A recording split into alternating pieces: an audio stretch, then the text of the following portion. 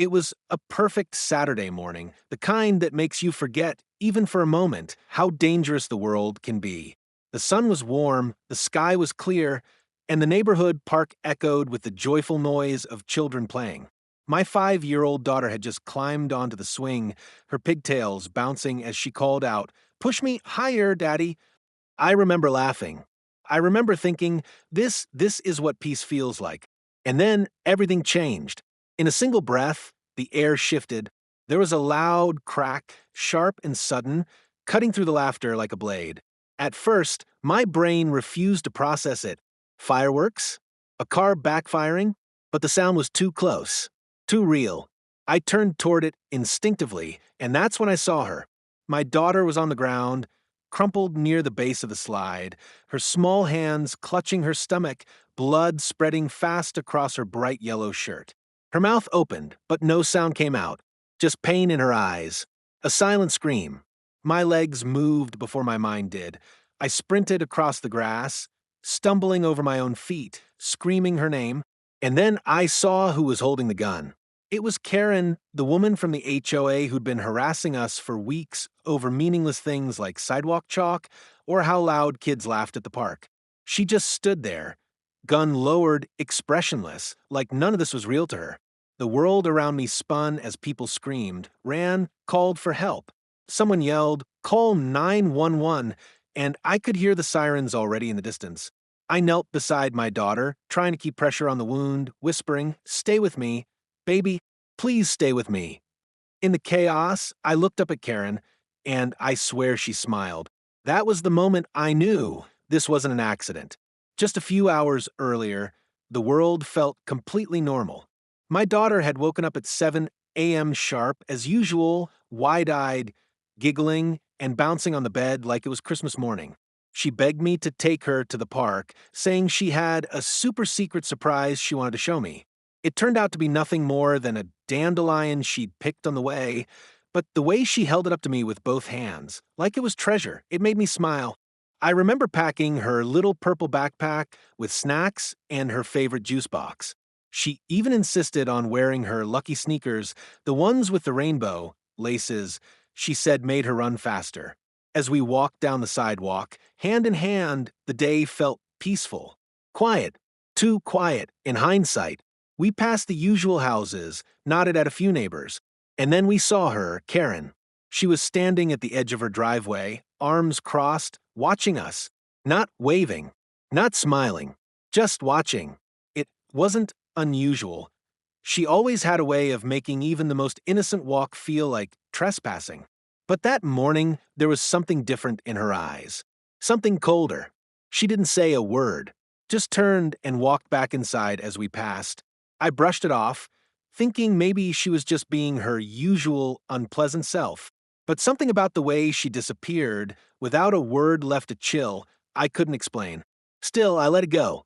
We made it to the park. Kids were laughing, dogs barking in the distance, birds chirping. Everything felt safe again. My daughter ran to the swings while I found a bench beneath a tree. I was scrolling through my phone, thinking about what to cook for dinner, completely unaware that the same woman who watched us walk past her home would return just 45 minutes later with a loaded gun in her hand. Karen had always been a problem, but the kind of problem most people try to ignore until it's too late. She was the self-appointed enforcer of the neighborhood HOA, though no one could quite remember when she was actually elected. She walked around with a clipboard like it was a badge, taking pictures of people's lawns, trash bins, and kids playing outside after quiet hours. At first, I thought she was just eccentric, maybe a little too obsessed with order. But it became clear that Karen wasn't just about rules, she was about control. She needed to feel superior.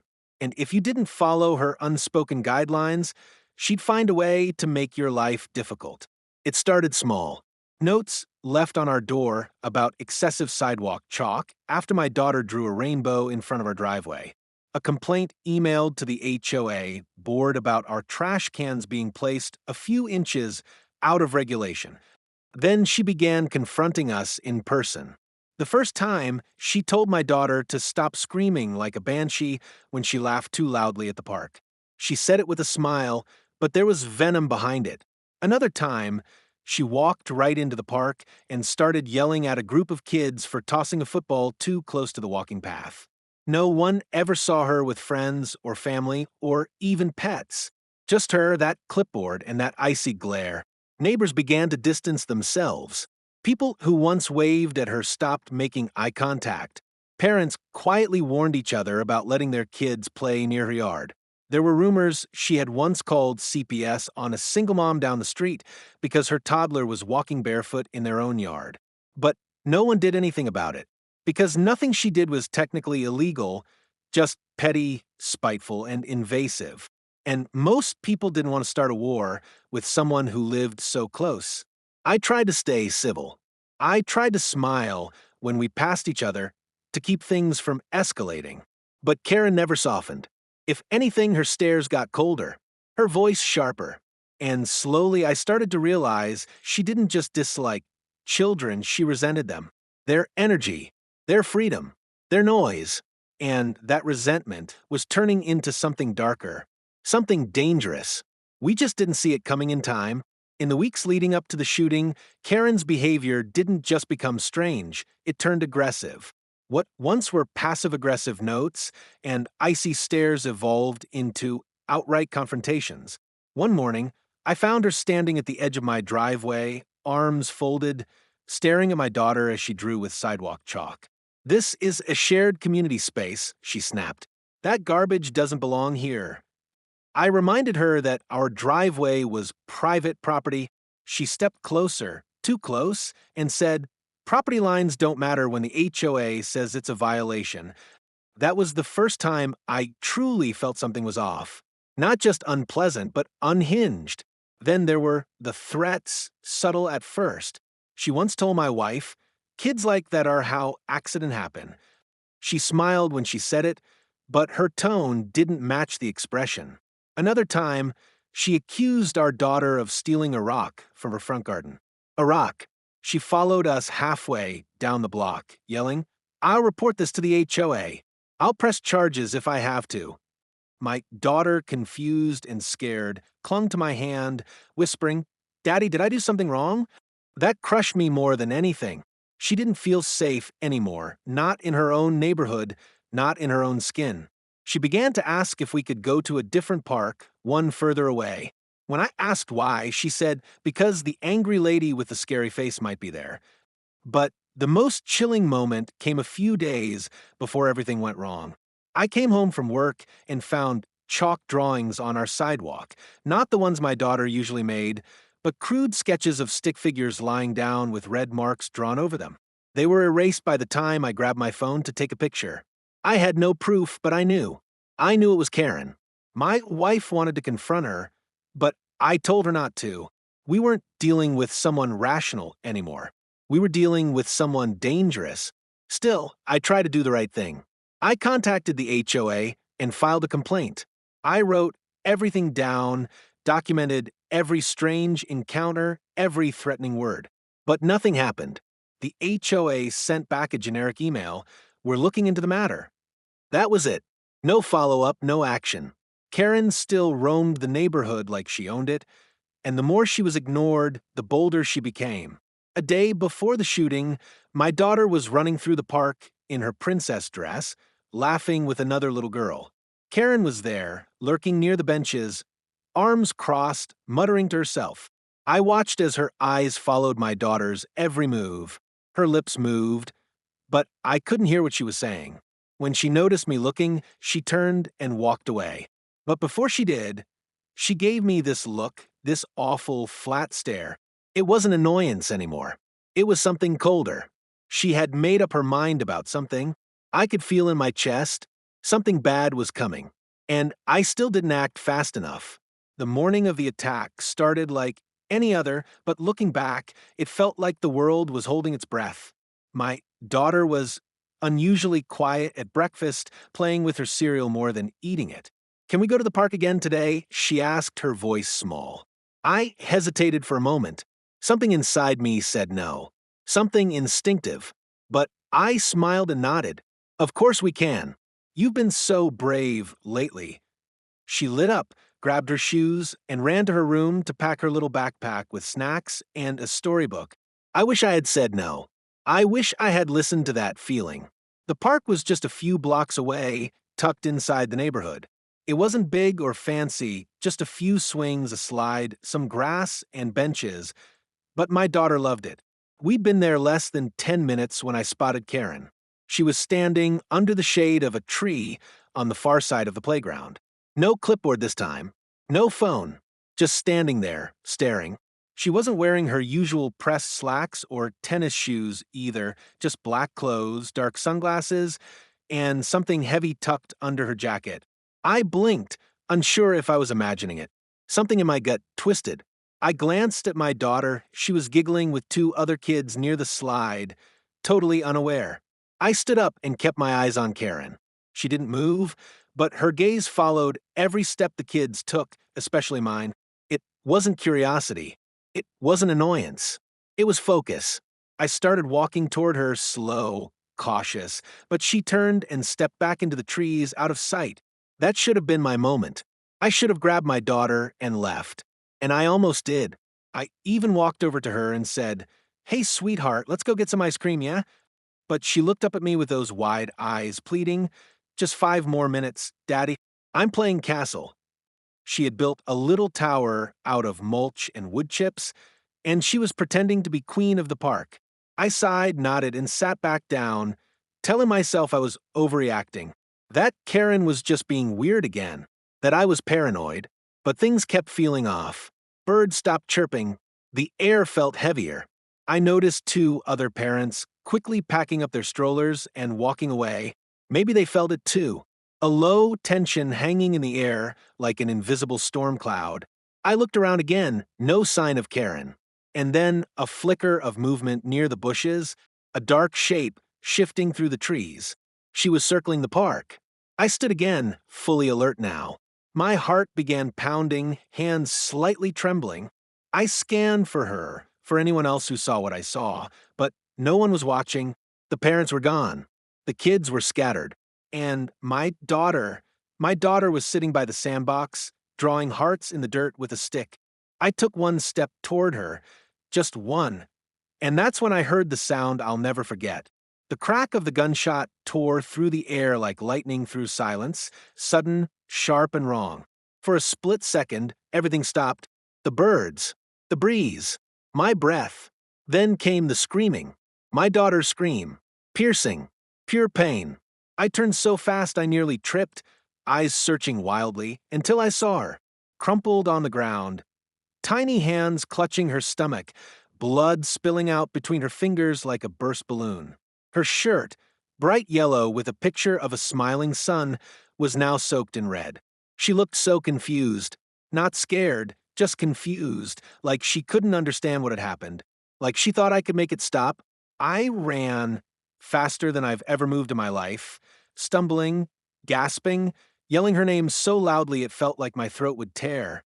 I fell to my knees beside her, grabbing her hand. It was already cold. Her lips trembled as she whispered, "Daddy?" I told her I was there. I told her she was okay. I lied. I knew I was lying. I pressed my hands over the wound, trying to stop the bleeding, trying to do something, anything. I could feel the blood soaking through my fingers.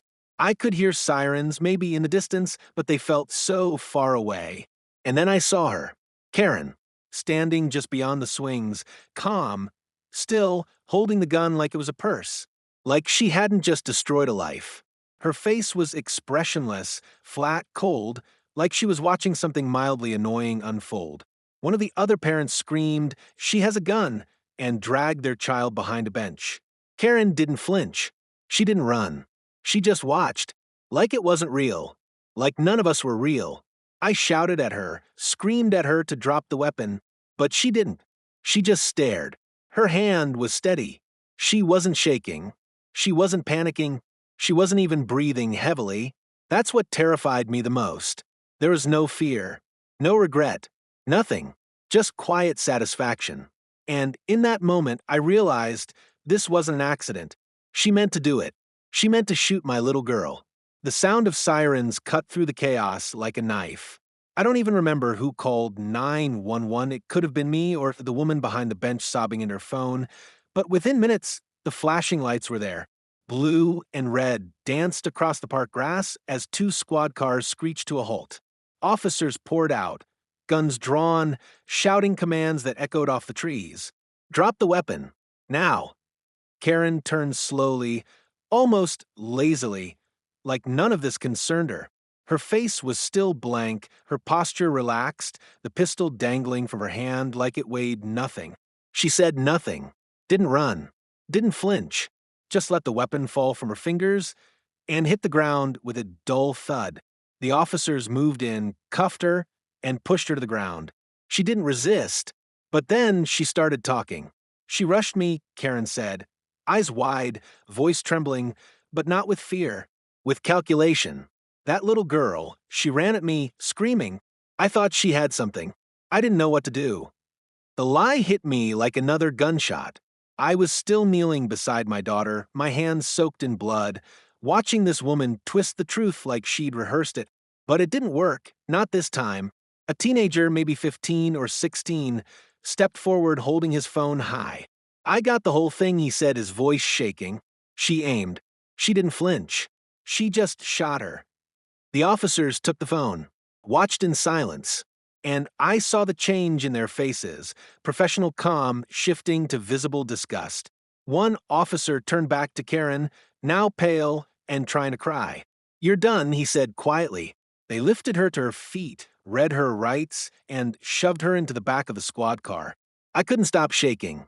I wanted to scream, to hit something, but all I could do was hold my daughter's hand as the paramedics finally arrived, praying that help hadn't come too late. Karen was in custody, but nothing could undo what she'd done. The ambulance ride felt like a blur, sirens wailing, lights flashing, strangers yelling medical terms I didn't understand, and my daughter strapped to a gurney, her small frame barely moving. Her eyes fluttered open once. She looked at me, and her lips moved, just barely. I think she tried to say "Daddy," but no sound came.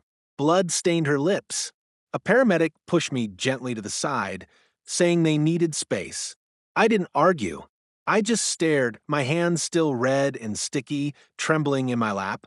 At the hospital, everything exploded into motion: nurses, stretchers, overhead speakers, clipboards for bags, and blue gloves everywhere. They wheeled her away. Down a hall I wasn't allowed to follow, and suddenly I was alone. I was standing in the middle of a trauma unit waiting room, shaking, blood on my jeans, my daughter's tiny pink backpack still slung over my shoulder. And I couldn't breathe. Every second felt like an hour. Every passing doctor who didn't stop made me panic more. I paced. I cried. I stared at the floor and begged God or the universe or anyone who could hear me, please, please don't let her die. Somewhere across town, Karen was sitting in a police interrogation room. She had been booked on multiple charges: attempted murder, use of a firearm in the commission of a felony, aggravated assault on a minor. But even as they processed her, took her mugshot, read her rights again, she stayed calm. According to the officers, she barely spoke a word. When asked why she did it, she said only one sentence: she didn't belong there. That line played over and over in my mind like a sick mantra. Didn't belong where? In the park? In her neighborhood? In the world? What kind of person looks at a laughing child and sees a threat? Hours passed before a surgeon finally came out. He looked exhausted, face drawn, hands still gloved. He told me the bullet had torn through her abdomen, nicked an artery, fractured her hip. She had lost a lot of blood. We were able to stabilize her, he said, but she's not out of the woods yet. I broke down completely, knees buckled, hands over my face, body shaking. Relief, grief, rage, they all collapsed into one scream I held in my chest because I didn't want to scare the other families nearby. When I was finally allowed into the recovery room, she looked so small, wires, tubes, machines beeping steadily beside her. Her skin pale, lips cracked, hair matted with dried blood. I sat beside her and held her hand for hours. Whispered stories she used to love. Told her I was here, that she was safe, that it was over. But deep down I knew it wasn't. Not really, because something inside me had broken too. Something about the way this neighborhood, this system, had failed us. About how a woman like Karen could carry hate like that, and no one stopped her. My daughter was alive, but the innocence we once had, that died on the park grass that day. The days following the shooting were a blur of hospitals, investigators, reporters, and long, sleepless nights. Karen was officially charged with multiple felonies: attempted murder, aggravated assault with a deadly weapon, endangering the welfare of a child, and unlawful discharge of a firearm in a public area. Her bail hearing was held 2 days later. I didn't attend. I was still at the hospital, sleeping in a chair next to my daughter's bed, but I watched a clip on the news. She stood in front of the judge with that same cold, detached look, like none of it had sunk in.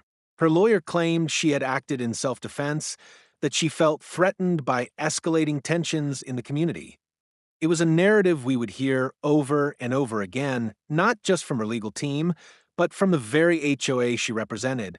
The HOA board released a carefully worded statement saying they were deeply saddened by the incident, but that Karen's actions did not reflect the values or standards of the organization. What they didn't mention was that they had received dozens of complaints about her over the past year. Formal written reports from multiple families, some even warning that she was becoming unstable. They had done nothing.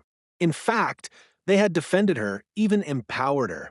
At one point, she was given extra access to security cameras and a temporary community safety liaison title, despite having no qualifications or training. Now, suddenly, they were distancing themselves, trying to wash their hands of the mess they helped create. But the neighborhood wasn't having it. The community, for once, rallied, not just around us, but against the very system that had protected people like Karen for too long. Parents who had once stayed quiet started coming forward. One mother told reporters how Karen had followed her children home from the park, yelling at them for riding their bikes too fast. A father recalled being threatened with fines for letting his kids play with water balloons on their driveway. Another neighbor broke down in tears during a town meeting, admitting that she had warned the HOA about Karen's behavior after her autistic son was screamed at for making too much noise in his backyard. She was ignored, too. The media picked it up fast. Local news stations camped outside the HOA office. National headlines used phrases like suburban terror and when neighborhood power goes too far. A community Facebook group called Justice for Emily, my daughter, gained thousands of members in 48 hours. People brought food to the hospital. Strangers left cards at our door. A group of kids even stood outside our window one evening holding handmade signs that said, "We love you and get well soon." It didn't undo what had happened. It didn't take away the scars on my daughter's body or in our hearts. But it mattered. For the first time in a long time, people saw us. They saw the truth, and they spoke up. Karen had silenced so many for so long with intimidation, fear, and the protection of a system that let her act without consequence. But now, that silence was broken, and in that brokenness, something stronger began to grow: accountability, unity, and maybe the beginning of real justice. Some stories never leave you. Some moments stretch across a lifetime, echoing in your mind long after the sirens fade and the reporters stop calling. What happened that day at the park, what was taken from us, can never be undone. My daughter still sleeps with a light on now. She wakes up crying, clutching her stomach, gasping for air. The scars on her body are healing, slowly, but the ones inside, those are harder to reach, harder to explain. And yet, every single day, she surprises me. She's learning to walk again, holding onto parallel bars with trembling arms and that same stubborn determination she's always had. "Watch me, Daddy," she whispers, smiling through the pain. And I do. I watch her and I learn. I learn what real strength looks like, what courage is. It's not loud. It's not dramatic. It's a 5-year-old taking one more step when no one would blame her for sitting down. To every parent listening, protect your children, but more importantly, believe them. Listen when they say they're scared. Trust that little voice inside that says something isn't right. Don't wait until it's too late. We live in a world that often dismisses warning signs, especially when they come wrapped in quiet, suburban packaging. Karen didn't wear evil on her sleeve. She wore it behind rules, behind power, behind silence. And we let her. We all did. That's what haunts me the most. But what gives me hope is knowing we don't have to keep letting it happen. There's a long road ahead for our family. There will be therapy, surgeries, courtrooms, but there will also be birthdays, laughter, new memories. My daughter is still here. She's still fighting. And if she can face that monster and still smile, then the rest of us have no excuse. We owe it to her. We owe it to every child to make this world safer, louder, more honest.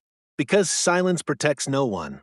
And from this day forward, I promise ours will never be silent again. Just when we thought the worst was behind us, the courtroom revealed something far more disturbing.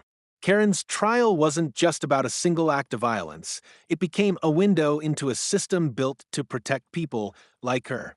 During discovery, our attorney unearthed years' worth of HOA meeting notes, private emails, and internal complaints.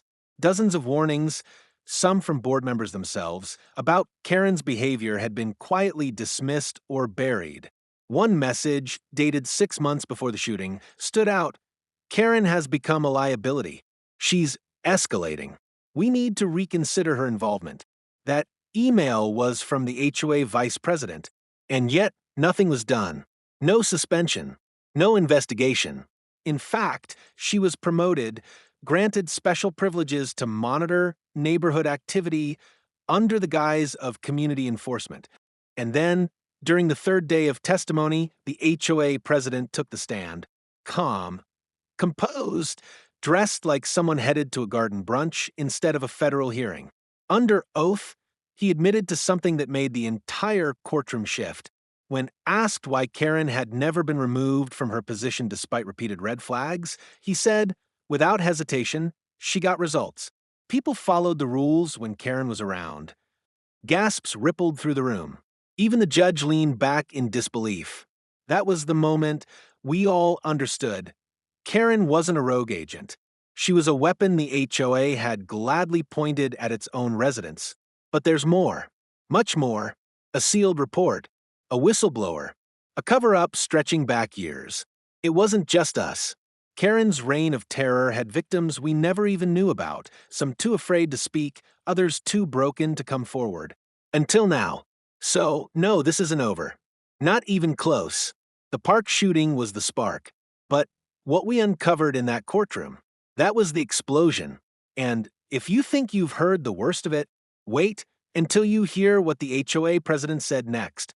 If this story shook you even half as much as it shook our family, don't let it end here.